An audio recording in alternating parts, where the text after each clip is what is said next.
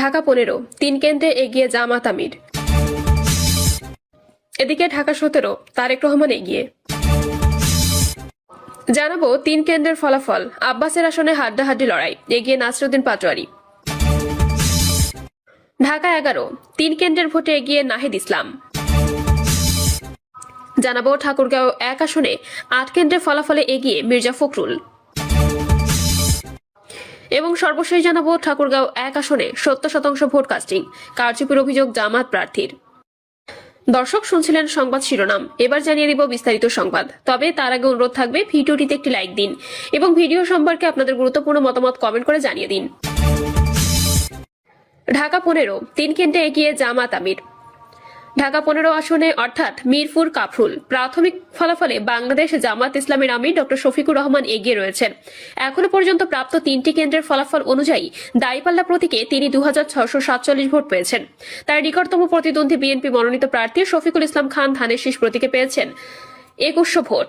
বৃহস্পতিবার সন্ধ্যায় এই প্রাথমিক ফলাফল জানা গেছে। এর আগে এদিন সকাল 7:30 থেকে সারা দেশে 42,779টি কেন্দ্রে একযোগে ত্রয়োদশ জাতীয় সংসদ নির্বাচন ও গণভোটের ভোট গ্রহণ শুরু হয়, যা শেষ হয় বিকেল 4:30টায়।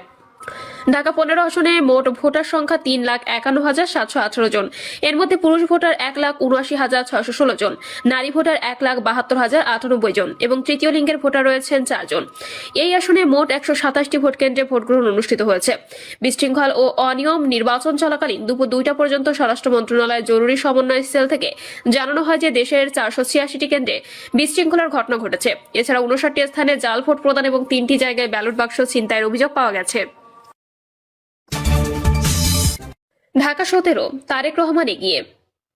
ঢাকা 17 আসনে প্রাপ্ত প্রাথমিক ফলাফলে বিএনপি চেয়ারম্যান তারেক রহমান এগিয়ে রয়েছেন। এখনো পর্যন্ত পাওয়া 2টি কেন্দ্রের ফলাফল অনুযায়ী ধানের শীষ প্রতীক নিয়ে তিনি পেয়েছেন 1074 ভোট। তার নিকটতম প্রতিদ্বন্দ্বী জামাত ইসলামের প্রার্থী ডক্টর এস.এম. খালিদুজ্জামান পেয়েছেন 457 ভোট। বৃহস্পতিবার সন্ধ্যায় এই ফলাফল পাওয়া যায়।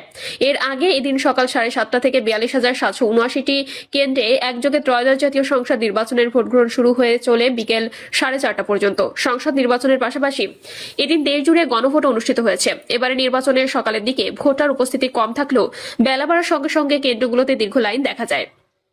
বিশেষ করে তরুণ ভোটারদের স্বতঃস্ফূর্ত অংশগ্রহণ ছিল চোখে পড়ার মতো।